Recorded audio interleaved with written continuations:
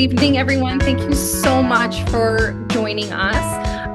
It is going to be recorded, so we will make sure that we get that up on our website. So if you ever wanted to look back on that, we'll have some other information as well. So we're really excited to have David Hesketh join us. David is a neuromedical scientist, former teacher and principal, and he's also an author. And he has also founded the Consciousness Report and Brain Focus Health. So David, thank you so much for joining us today. Thank you. It's a pleasure. It's a pleasure to be with you and to see so many of your parents that are here virtually. It would have been lovely. I really enjoy speaking directly with people, to meet people and have that sort of that in-person feel.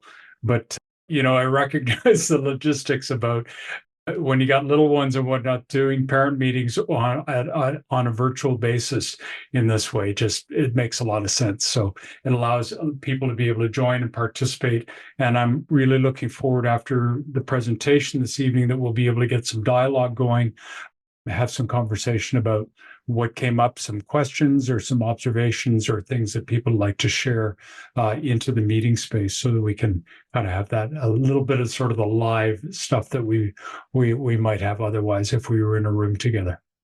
Yeah, no, absolutely. And I was also hoping, because I'm sure a lot of parents and staff are kind of curious just about how we kind of came about this collaboration for tonight. Yeah. Yeah, it goes back to the fall now. It seems like it was a long time ago now, but a lot of water under the bridge since then. But yeah, I was starting into my writing work, and part of the work that I've done is really based on preparing a thesis for a PhD that I'm applying for. And I've been away from the classroom, not for long, but for a few years and whatnot, and realizing that there has been a significant shift in what's happening at the level of being in a classroom or being with the young children.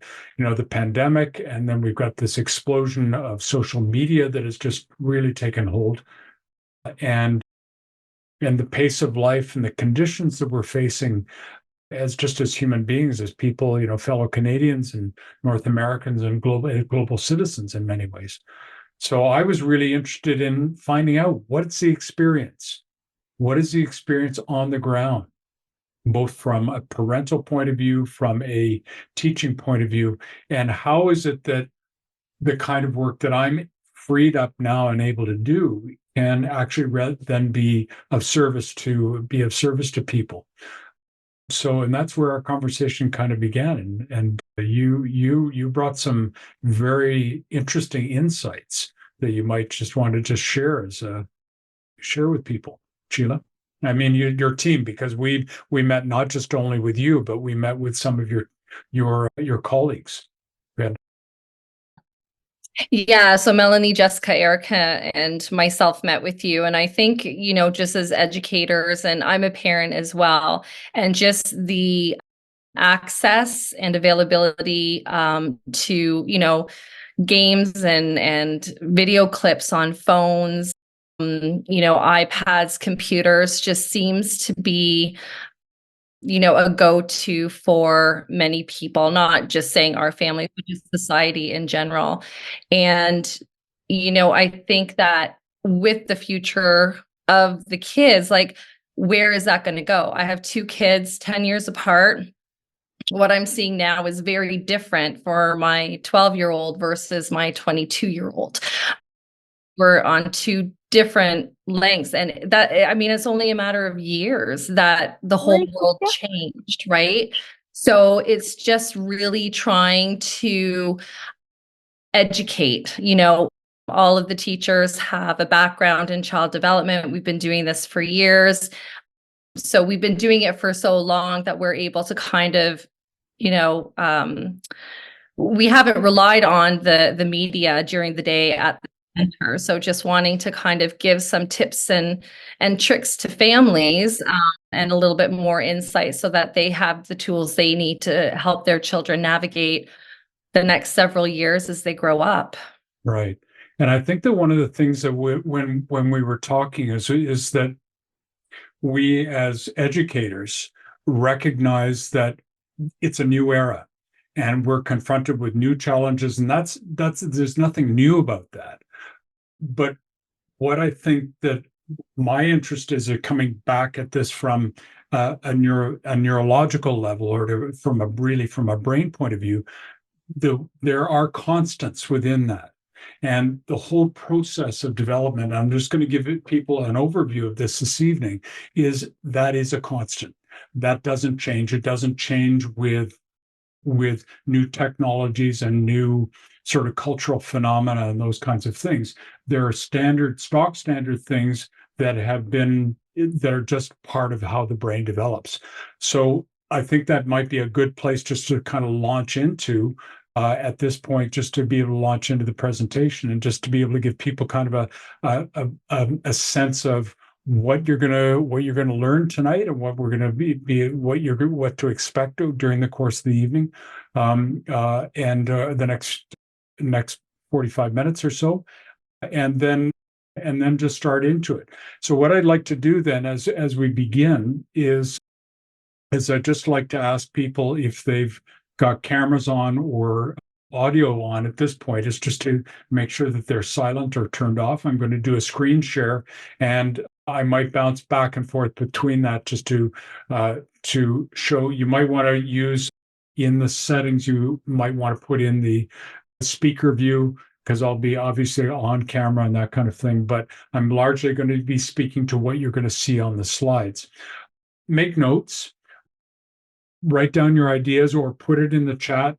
Sheila's going to be looking after the chat piece and sort of monitoring questions. If there's something that needs immediate clarification, she's going to interrupt me and say, David, somebody, can you just help with this? And we can do that right on the spot. But otherwise, we'd like to sort of collect some questions and then really open it up for sort of that live Q&A. And then our target is to be wrapped up by 9 o'clock or so. Okay. How's that all sound? Sounds fabulous. Okay, great. All right. Let me do the screen share. I chose this photograph, the brain rising and with the sunset and the path, really, because for each one of us, we're all on a journey. We're all on a path, and it's individual, and we all have the things that we meet on our individual road to what I'd like to say is the road to awakening, because it is very much a process where you and I can, as adults, we can think about our lives when we were young, and we're very much asleep. And as we continue to grow and develop throughout life, we become more and more aware, we become more and more awake, we become more and more conscious. So what to expect this evening? Well, I'm going to tell you a bit about brain function and developmental ages, because again, this is one of the pieces that is just standard. How thinking and consciousness grow up and wake up stage by stage. The multiple capacities and intelligence, just to give you a brief overview of that, because that's something really important to think about, because it's not just about, IQ intelligence. There's emotional intelligences and several others that I want to just give you a window and insight into. And then ways to optimize your child's potential for the future, and that you can start right now, because what you do now in terms of optimizing their brain function and their brain development will have an impact when they get older. So you're laying a foundation, and that's an important principle. Then of course we get to the Q&A. All right. So I want to start with a photograph or diagram of the human brain. And just to help you with the orientation, you can see down in the bottom left, can you see the cursor okay? Yep. Okay, great. So down here, this little stem at the bottom, it's literally called the brain stem. That's the place where the brain and the spinal cord meet, and it actually enters into the cranium or the brain case. So what I want you to imagine now is that this is a cutaway view. So it's down the middle. So the area here is showing the right side of the of the cortex. And then this colored area, you have to imagine that that's a section of the left side that's coming out of you. I wish it could be kind of 3D or in 4K or whatever it is, and you could see it kind of coming out because it's a structure that kind of surrounds the core of the brainstem on the inside here. So you have to kind of think of it like it's the colored part is kind of like a shell that goes around the brainstem. So let's take a look then. With that basis, I'm going to talk about these main areas. So the first area is called the brainstem, and its role is really in survival function, autonomic functions, and instinctual. We'll talk a little bit about instinct in a few minutes. But this part of the brain, the concentration of development, and I point to the title of this slide, is Ages of Developmental Concentration. So the ages that I'm going to show for the five main areas, the five main regions, are the areas where it's the concentration of development. So in other words, the brain is focused on the development in this region. It's not the only time that it happens, but the concentration. So that's a piece that's really important to get, because we will get to the point where we're talking about logic as a function of thinking in the left hemisphere that happens at around 12, but you're laying the groundwork. So it's not developing only at that time. It's just that's when the concentration occurs. The second area is known as the limbic system. That's the nice, pretty colors that are in the core that I spoke about just a few moments ago, like that shell, the green, the yellow, the red, the pink areas. That is responsible for emotions, learning, and memory. So your children that are developing now, this is the area that is really the focal point of development at this point between 1 and 6 years old. When we move on from when the children start to go to school, formal schooling into elementary school, that's when the shifting of development moves into the right hemisphere. So that's the area that you can see there. It's called the spatial right. And it develops from about 7 to 11 years old. So about the time of puberty. And then from puberty, it moves into the left hemisphere. So that's the logical area. So let's take a look at what that looks like. So this is a top view of the brain looking from the top down. So we've got the right hemisphere, the spatial right, which is often associated with big picture thinking. So they don't have young children don't have sort of the detailed thinking. They've got the groundwork for the detailed thinking, but they don't think with the same kind of detail in large measure. That doesn't mean that they don't, but that's not the area. The right hemisphere is not associated with detailed thinking. There's a number of other things: stories, pictures, shape, patterns, music, possibility, beauty. These are all features that are associated with the big picture right hemisphere. The logical left, which is the area that develops from about 12 years old to 16 or 17 in terms of its concentration of development, is the detail cortex. So that's where language, math skills, logic, order, strategy, all of these kinds of things are really really developing and taking hold at about that age. So that's really the right and the left cortex. And then we get to what is referred to as the prefrontal cortex, which is the area just in behind your forehead. And that is associated with what is called the executive function.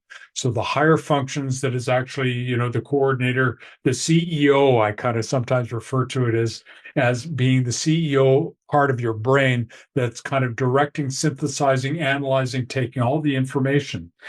And you'll notice that there's very limited capacity for that. So the things that we need to do as parents and as educators, we need to be the children's prefrontal cortex. We need to be their executive, because they don't have the discernment. They haven't developed those capacities. So it becomes really important for us to be able to provide that kind of guidance in the best way that we can, to be their executive until it actually comes online at about 17 years old. And there's lots of great stories about that, where youngsters, and Sheila, I'm sure you'd be able to tell, there's a certain point where you kind of go, oh, now there's a change that happens in adolescence where they really start to take on adult characteristics. And that is a function of the prefrontal cortex. Now, in terms of the state of consciousness and brain development, that's really interesting because one of the things for me is really important is how do we awaken conscious thinking? The brain and the human being go through a series of consciousness phases that are associated that begin with deep unconsciousness in the very young child. They're not even aware at all. And then you have subconsciousness, which is where your children are right now. They're very much in the subconscious phase. It's kind of like a dream phase that we'll talk about in a few minutes. Then once they get to about 7, 8, or 9 years old, they really wake up to their self-consciousness. And there's some really important nodal points where there's a systematic awakening of the individual consciousness that emerges. And that's the nature of the self-conscious. And then fully into conscious awareness when we get to about 17. So there's this whole parallel that happens when the concentration of development and the awakening of thinking capacities and consciousness capacities in concert with brain development. Now, here's the interesting piece is that the brain waves show if we take a look and we measure, using EEGs, you get sort of hooked up to these electrodes and you can register brain waves of people and children, particularly when they're asleep. I did a whole series of sleep studies when I was studying, and you can see that there are different stages of sleep associated with deep sleep called the delta waves, then light sleep, relaxed focus, which is the alpha waves, SMR waves, relaxed thought, beta, which is active thinking, and then into excited or high beta. And there's even a further one that we've discovered that's not on this graph. It's called the gamma waves, which is really high order focus and concentration mode of the brain working. Now, what's interesting about this is that these brain waves, and each one of these squares represents 1 second of time. And the CPS represents cycles per second. So in deep sleep, it's less than 4 cycles per second. So you get a wave that goes up and down and back up again. That's 1 cycle. Up, down, up again. That's 2 cycles. So in the delta, in the very deepest of sleep, when you and I are sleeping, we're completely unconscious, and you recognize that. And then that's the phase that the young children are at in the first year. Completely unconscious. If you look at their brain waves, they're parallel what's happening in the course of sleep. So it's just a fascinating correlation again. And right now, your children are kind of dreamy. They're in dream sleep, and that is theta. So that's light sleep, where it's between 4 and 8 cycles. So you imagine that the children, they're not conscious. They're operating, they're sort of floating through life in kind of a dreamy state of consciousness. So if we take a look then at each one of these, there are 7 characteristic phases of development or thinking and consciousness. In the very first stage, it's a survival instinctual consciousness. They're not worried about anything except eating, getting enough fluid, getting lots of love, and making sure that their diaper is changed and sleeping. So the whole first year is about taking a hold of the body, if I'm just saying that. Once they're able to stand up and walk, they move into stage 2. Stage 2 is what is referred to in thinking and consciousness as a symbolic phase. Now this is where they're starting to develop the ability to understand what symbols are. And the world is very much magic. So the whole magical world, you can, it's the games like, playing peekaboo, right? Okay, and you play peekaboo and you sort of hide behind them, and the child goes, where is it, right? Because they don't have a relationship yet, and it's all part of that development. In stage 3, which happens at around age 3, when they really wake up and the shift changes from calling themselves Johnny does this and me do that to where they say, I do this and I do that. That's a significant shift in the state of consciousness. And this is where they move into, now they're able to they start to develop a concept of self, a concept of the world around them. So no longer it's not just about Fido the dog, it's now about dogs as a concept. They weren't able to do this before, right? So you're now starting to able to group things into concepts. And it's also referred to as the power phase. So this is where you get into children that are around 4 or 5, and you get sort of the yes phase and the no phase and whatnot. And they're really taking and it's starting to exert this self-awareness. Now they're not conscious of it, of course, but it's the first assertion of themselves as an individuality. Then they move into stage 4 at around age 7. That's where things become very concrete, and it's really important that their concrete phase is a phase of thinking, and consciousness is starting to emerge. And it's really where they start to develop an awareness of a group. Right. Prior to this, it's very ego-centered, but now they start to be aware where they're part of a group. So classes and groups and hockey teams and soccer groups and those kinds of sports teams and arts teams. So groups of people. Stage 5 at 12 is when they start to shift into rational thinking, rational consciousness, and that's really where they're now starting to become aware of the world around them. So it's really talked about world group as opposed to a nucleated group that's in their immediate surroundings. When they get to again about 16, 17, this is now where they're able to take on another perspective. They're able to learn and to be able to see something from somebody else's point of view. And the whole state of consciousness now becomes informational. They understand that the world is information, and they understand that context. And now they can take that information to be able to integrate that into taking on different perspectives. And this is really the stage 6 aware consciousness. And stage 7, as you'll see in a moment, is really what's called the integral or integrated consciousness that I'll speak about in just a moment. So here's the piece. One of the key pieces is that every child goes through the stages, and one stage builds on the next. So if you're laying a good foundation for in stage 1, they're ready for stage 2. Stage 2 to stage 3, stage 3 to stage 4, 5, and into 6, and then into 7. So each one of these then serves as kind of like refer to it as a layer cake. What you want to do is at each stage, you want to lay the best foundation you can, because the next phase of thinking and consciousness then lay on top of that. It's the foundation for that. And what's interesting is you cannot skip over. So if there is kind of an arrested development, and you can see this as you start to observe it and become aware of how to apply your observations in this, you can start to see, oh, there are people that are working from an earlier stage of consciousness because they've not progressed to a later stage. So they might be in the concrete stage of consciousness rather than being in a rational stage of consciousness. So again, with respect to self-identity, and I've already touched on this a little bit, in the first stage, it's very undifferentiated.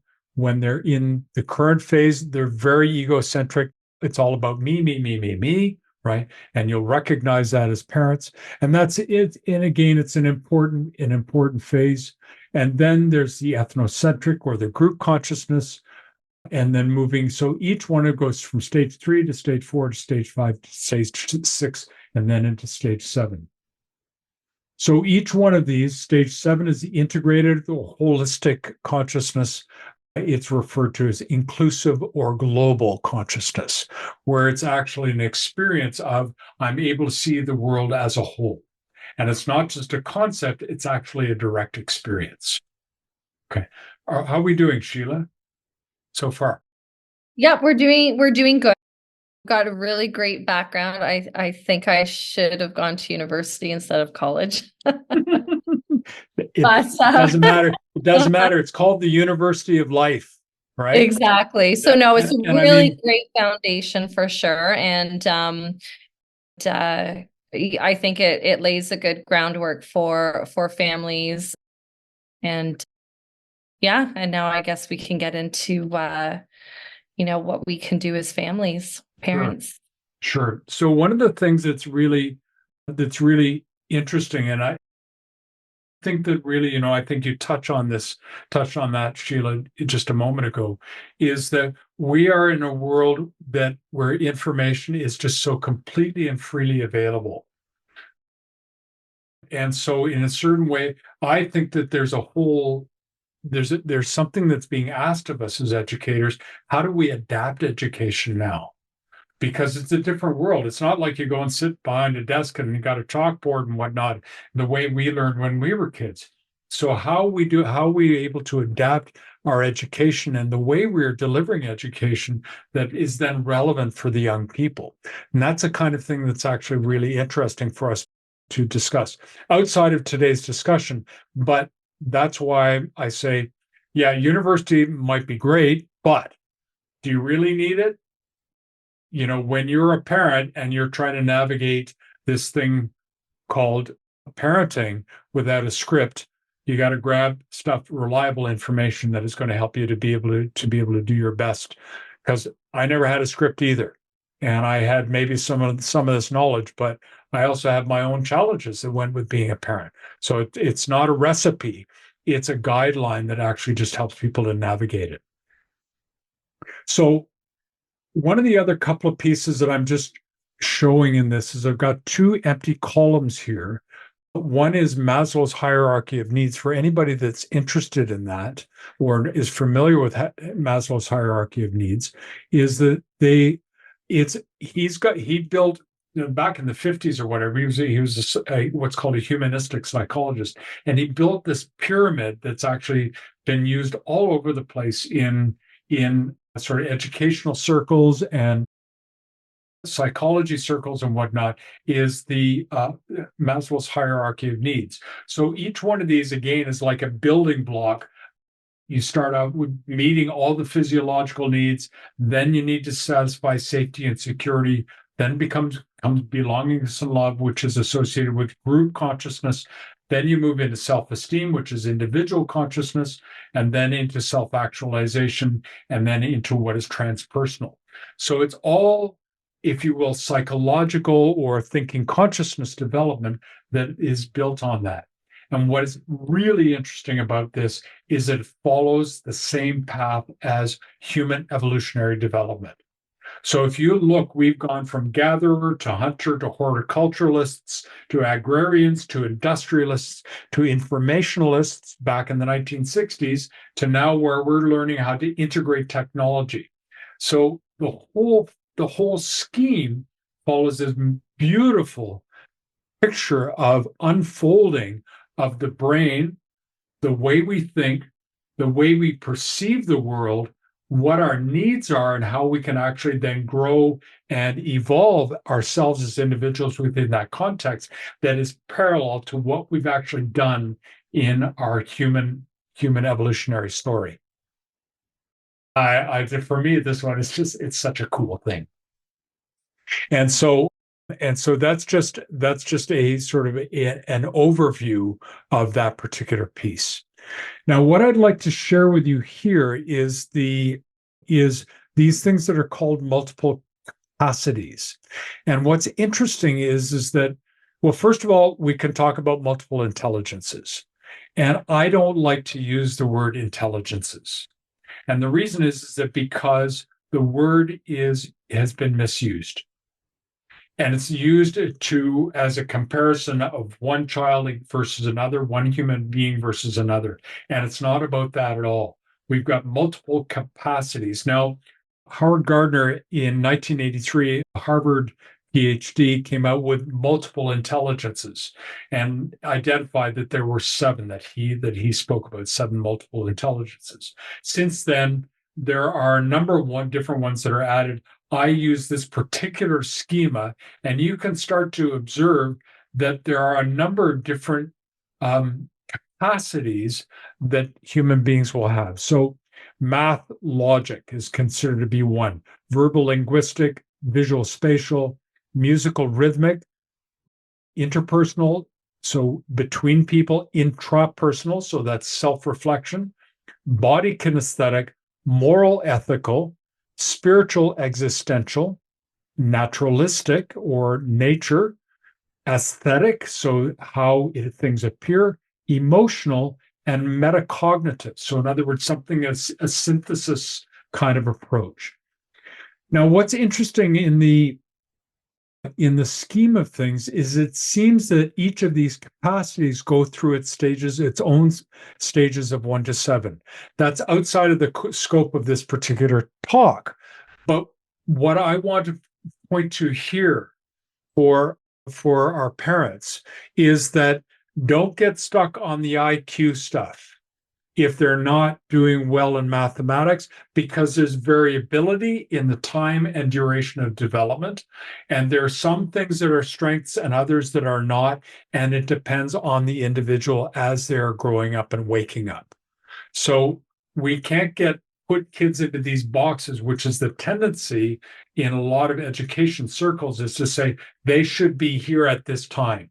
That particularly in early childhood and in the up until about the age of pubescence, there's such variability. And I do caution parents not to get caught up in they should be doing this at this age, because there is variability based on the development of their capacities. So I really wanted to highlight that.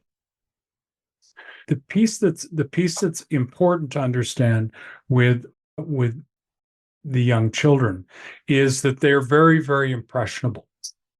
What's happening is that they are learning and absorbing everything from their own environment. So they're imitating. We need to be the models for them, so that it's really important from the standpoint that we understand that to be able to provide them with the environments that is going to allow them to optimize their development. And of course, you're doing that as much as you with that in mind at school when you get being left with the children. Now, there's some things very particularly that I think that one needs to be aware of. Number one is that the first 7 years in particular is the development of the physical body. The body needs to be developed. That means it needs to be active, and active is as much as possible. So it's doing things. It's being able to build some of those not fine motor skills, but it's the gross motor skills, getting used to their body, helping them to build up their immune systems, nutrition, being able to build up a strong body, which lays the foundation for what's coming when they get to school. So the importance of play and play time with other children, actively doing things. One of the things that works against this is screen time. And I'm going to be quite particular when I speak about this, because it's not just me saying this. It's actually in concert with the Canadian Pediatric Society. There was a whole study that was done, particularly around children and the use of screen time and how that affects brain development. And it's actually quite detrimental. So the CPS has come out with a set of guidelines that children under the age of 2 should have 0 screen time, nothing, right? So no screens of any kind. So whether it's television, cell phones, whatever it is. And of course, that can become problematic for people who feel they need to use the screen as kind of like a babysitter. And you can understand that, because children can get quite anxious and whatnot. But it's going to be important what is the content that you're actually providing for them. So it's really important to think about that, because again, as absorbing everything, they're taking that in, and the brain is developing on the basis of what they see and what they perceive. And that then becomes their platform for later on in life. As children move from 2 up until age 5, the study indicates that 1 hour maximum of any screen per day. And so they don't get associated with it, because what happens is it develops up neural pathways in the brain, and it can become quite addictive. So it's contraindicative to be able to develop the kind of thinking skills that are actually going to help them to succeed. And it also triggers the fight or flight brain mechanism. So actually, then they become more reactive and unable to switch on the prefrontal cortex or the executive function later in life. So it's really important to be able to consider again how much and the nature of the content. Okay. So that's one thing. The other thing that in this study is they found across 9 countries and 180,000 children that one of the main things that you can do to optimize your child's brain development is reading, and not reading on a screen, reading books. Mhm. So they went so far as to suggest 1,000 books by the time they're age 5. So that would mean, of course, a lot of picture books and whatnot that you would take out from the library. You take out a stack of 20 at a time and you can read through them. But that is a key to being able is one of the key indicators, quite apart from probably 9 or 10 other indicators, one of which is nutrition. Again, the whole process of building up the body, physical exercise. The other thing that the Canadian Pediatric Association came out with a couple of weeks ago was the notion of safe risks, or safe play, safe and risky play, that we need to allow them to bump up against the world, right? So that they're taking risks that are actually in the play space, that actually they're climbing up on trees or on jungle gyms and those kinds of things. They're really important because it strengthens the body. It gives them a sense for what they can and can't do within the context of their body, so that they're actually able to make healthy choices. So all of these lead to one of the most important faculties that you're going to be able to help your child to develop, and that is mental focus. There is no other capacity that we have that is the basis and the foundation for success, that is focus. And screen time does not do that because it activates so many other brain regions. It actually distracts rather than focuses. So everything that you can do to help you teach your child focus, or it's not even teaching them focus, but giving them things to focus on, that's going to empower them to be successful much later in life, particularly as things start to get more challenging. And of course, Sheila and the staff, as professionals, they have all kinds of strategies, and they're a great resource, something that you can be able to you can rely on and go to on a regular basis. So that would be another resource you can tap into. I have a So question that just popped up that might, do good go. for facilitating more talk. But a parent is asking, does video chat with family or watching photos or videos of like the children watching photos or videos of themselves and family count as screen time? Yes, yes, it does. Because that would So be good screen time. yeah. Now, I mean, so obviously, I mean, for example, if I'm to say, my nephews who live in Calgary that are of this age, they're very young. Is my sister gonna show me, or my niece, is she gonna show me the children, and then we're gonna have a little hi, how are you kind of thing? Yeah, of course. Right. So it really just have to think about that in a measured fashion. Now, it's just as an example. So Ellis and Flynn are their names. They come on and they look and they say, "Who is Uncle David?" Right? Kind of thing. And they're looking at me and whatnot. And they sort of sit there for probably 30 seconds or a minute, and then they go off and play. They're going off and doing it. So the connection is brief and short and whatnot, but so prolonged periods. Look, we live in a modern world. I mean, you got photographs and those kinds of things, but it's then becomes a dependency. So I would say it needs to be measured. Another question that came in is, do you differentiate between handheld devices versus TV? No, they're pixels. They are reconstruction from, it's just the venue, the avenue is different. The picture is bigger and it's smaller on a small screen. but it's a pixelated and it's a reconstructed image using the technologies that we have. And that there's a pixelation that actually happens. It's very interesting. At the back of the brain is where the visual area is, and it actually is a representation. It's kind of like a pixelated structure that actually reconstructs those pictures. So you and I can't see that, right?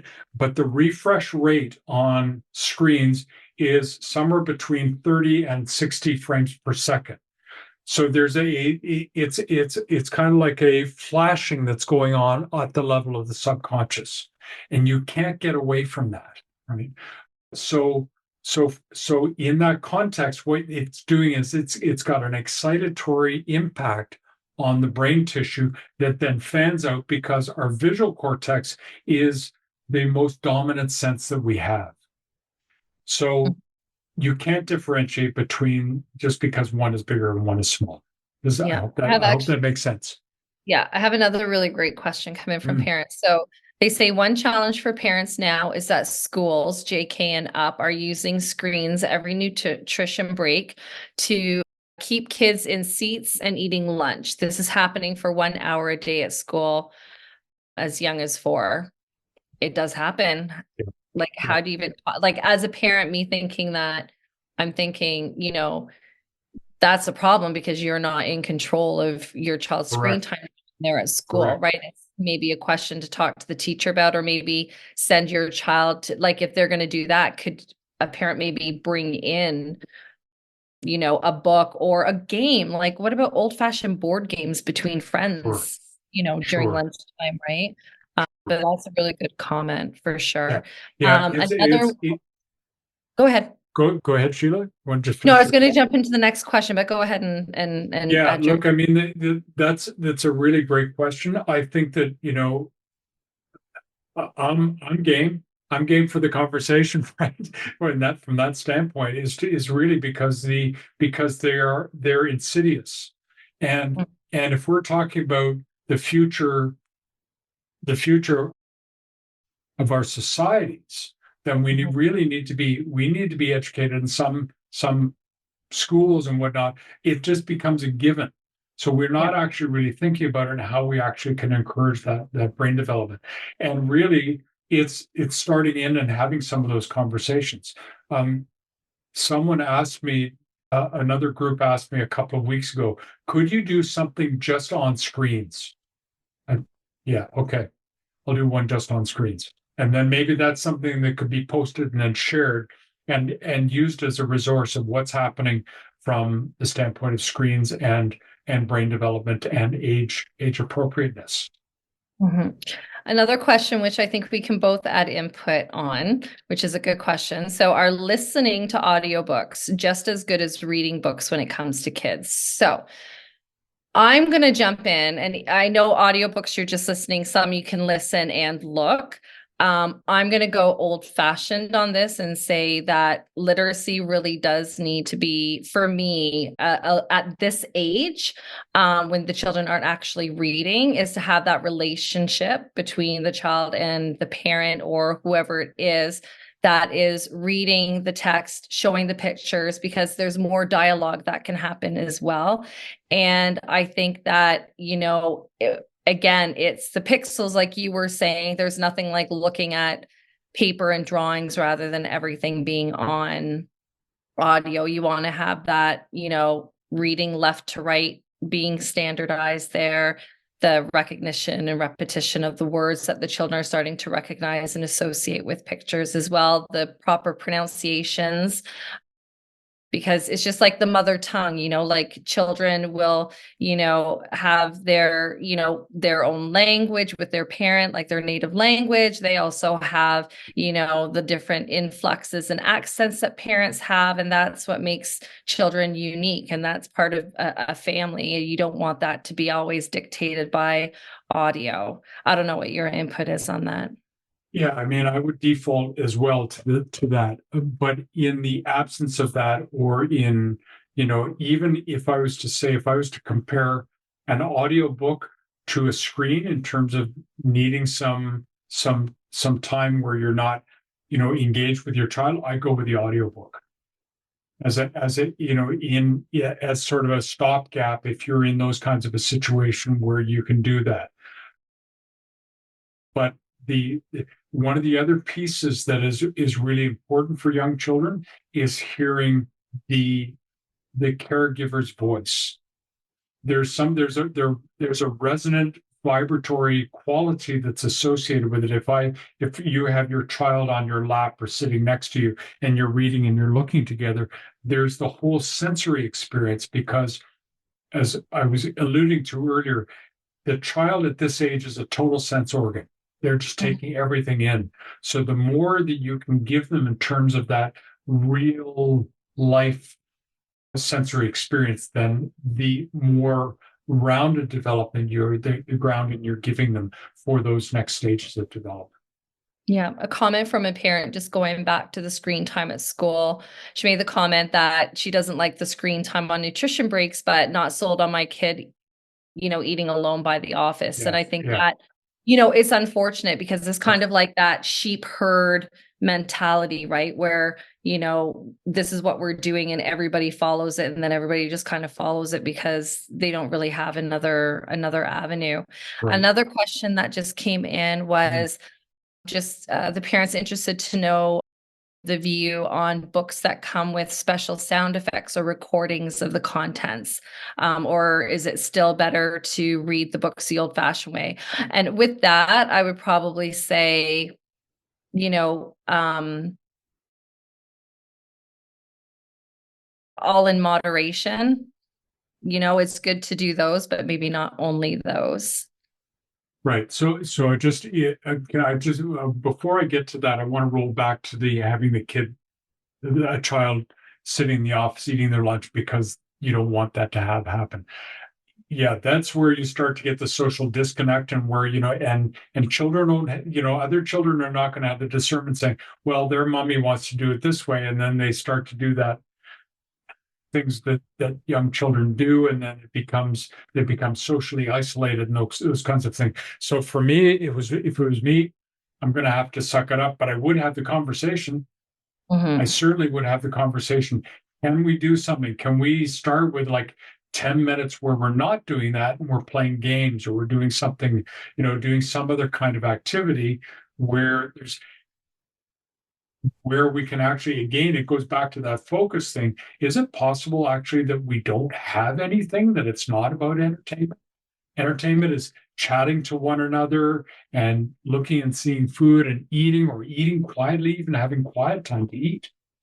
Mhm. The I definitely think the parent just doesn't, because no parent wants their child to be affected negatively Yeah, if they went away from like the mainstream, right? yeah, And, it's kind of like this parent said, it's the double-edged sword. agreed. And for me, that's my thoughts around that is the social isolation is probably at that age. Well, you don't want it. Is you certainly don't want the social isolation. Yeah. We see what And- we already know from the pandemic what that does. Yeah. So Yeah. And I can speak to that with my child for yeah, sure. yeah. So now a parent, So we're back at the recording piece, the recordings. I find that, and I know that there's an evolution of technology, but there's a lot of kind of fake or phony noises, and you got to sort of again take into context the quality of the sound. And what are Mhm. the qualities of the sound? So if you're reading a book and the dog barks, can you make a barking sound or a meow sound or a creaking door or something? So even using the human voice then just helps to be able to develop a something around that. But you know, yeah, again, one of the pieces in this time of development is the development of imagination. Mhm. Imagination is the foundation for creative thinking. Mhm. And so we need to consider that as well. So again, whatever we're able to do to be able to cultivate and create imagination, then is going to do that. And some of the quality of the sounds that are coming through some of these audiobooks or picture books and those kinds of things are pretty raw. So Mhm. again, it becomes discernment. as opposed to sort of a fixed line and saying, do this and don't do that kind of thing. You really need to figure out what's going to actually work for you and your child. Yeah. I had another parent actually ask, can you comment on sugar intake and brain development? Betcha. Is Do that a whole lot? whatever you can to keep your children away from foods that have refined sugar in them. Whatever you can. Mhm. Partly not only because of the addictive properties of sugar, because it's been identified that sugar is addictive, but also because of the way that it's processed. The processing is done using some very highly toxic chemicals, which is supposed to be removed, but you don't know that it's been removed. And you've got a developing brain, developing body that's happening. So my standard rule is, guess what? We got tons of foods that are, in fact, I was doing a nutrition class with a bunch of grade sevens today, as a matter of fact, and we were talking about where do you find sugar? You find sugar in just about every fruit and vegetable that you can eat. And you find it in nuts and seeds, and you find it in grains. So there's a whole availability of sugar that is out there that you don't have to resort to sugar and sugar added products, which is in almost all processed foods. Anything that comes in a package, almost everything has got some degree of sugar or chemicals that are in that. And for Mm. me, do whatever you can to keep your kids away from that.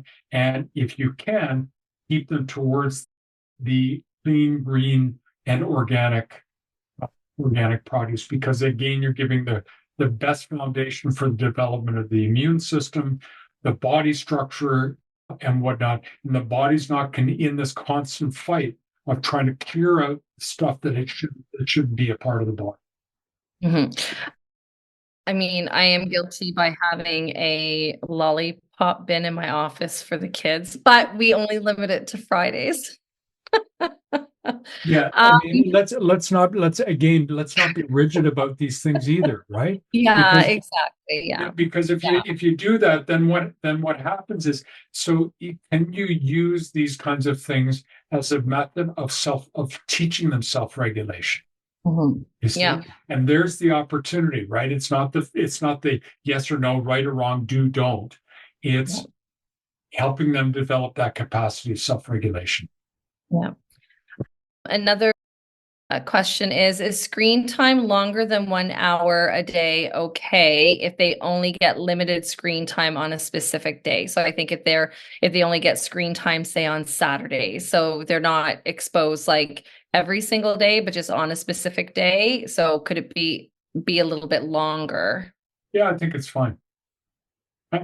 Because if you've got that regulated thing that's happening for most other days, then it's kind of like, yeah, okay, they're learning that, right? They're learning that automatically. Okay, well, I've got a special time that I can do that, and now I want to make the most of it. Yeah, So, yeah, I like that. I like that idea. perfect. And I don't see any other questions coming in. Just another comment. The parent that had brought up the lunchtime screen time, um, and then just the options that I had like suggested. It makes a really good point because in situations like that where you kind of have to she says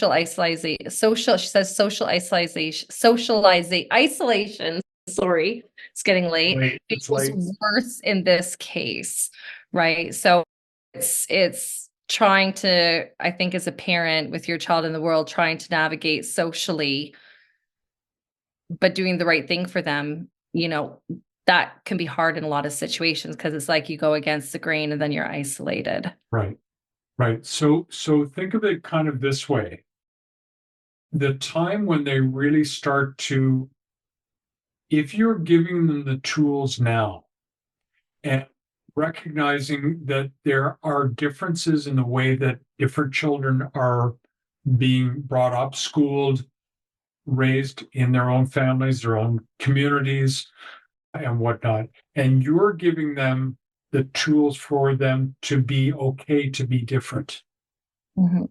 right? and that's an important thing for them to understand, that they are individuals and it's okay to be different, right?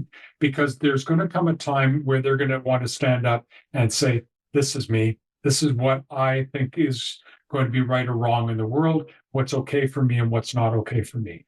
So that's when the left hemisphere is starting to come online. It's when they start to think for themselves, when they start to become more and more independent. You're giving them that grounding for saying, yeah, well, and this is the one they'll always come back with when they get a little bit older. Well, everybody else is doing it. And they say, well, who is everybody? Right. Mhm. And then you kind of get, okay, well, it's not actually everybody. It's a few kids that might have this or have that or get to do this or get to do that. Right. So remembering that you are have to make your decisions as a parent or as a teacher about what is going to be most appropriate, and try and maintain that in the long-term best interests of your child. Yeah, and I think in this case, I mean, parents can only do so much if it's being, if the school has the control over that time. I think just as a Or parent. even play dates, when your kids want to go over to somebody's house and they're doing this and this and this, and you kind of Mhm. go, okay, it's society. We also live in it too, right? So you don't want to take away, you start to separate. That's where you get into this separation, this isolation piece, rather than saying, this is what's good and what's not. Because as long as you're able to keep that channel of communication open with your child, there's, well, I went over there and this and this and this happened. Okay, well, what do you think about that? What was your experience, or what are your thoughts around that? Well, I didn't really feel comfortable about that, or I really liked it, mom, or dad, or whatever, right? So you can have that open conversation with them about what their experiences and what their feelings are around that. And that's a really important piece, because whether we like it or not, we live in it. We live in the real world, and the real world is presenting us with this, and we're trying to give them the best opportunity to be able to participate, be involved, and make their step and take their place in the world. Yeah. I think it's hard when we're trying to limit screen time and then, we don't have the ability to fight, against that screen time when the kids are at school.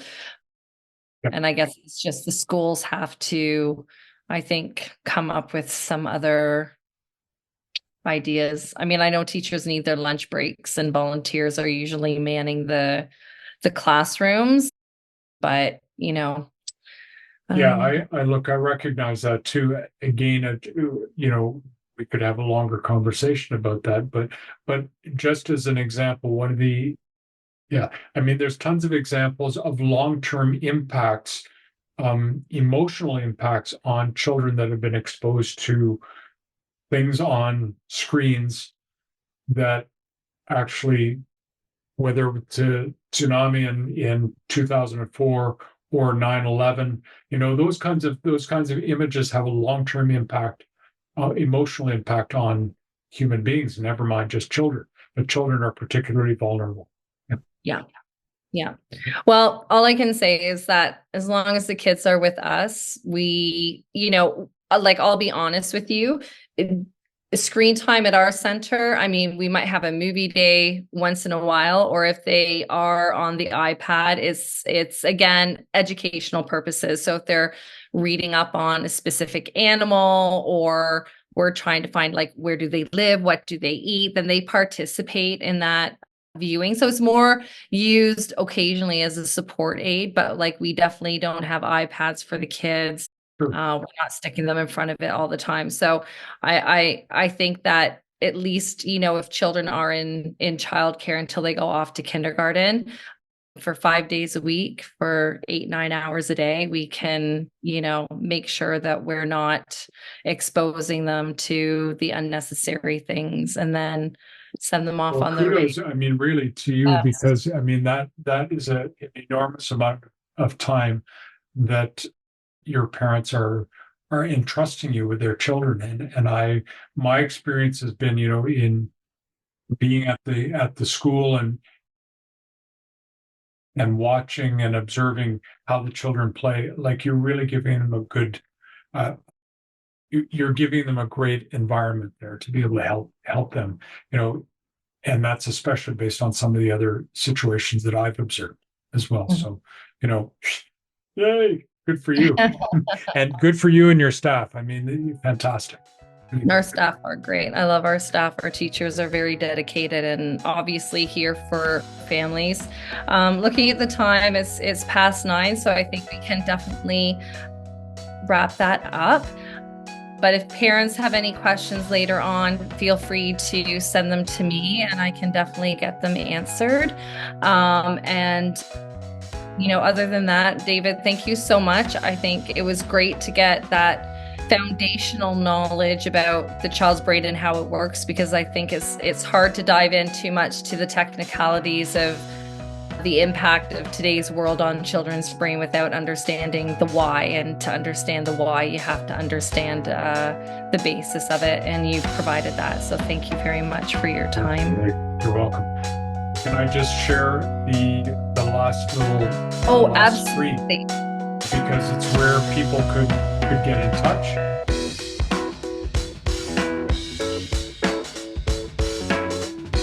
Have a good rest of your evening. Okay.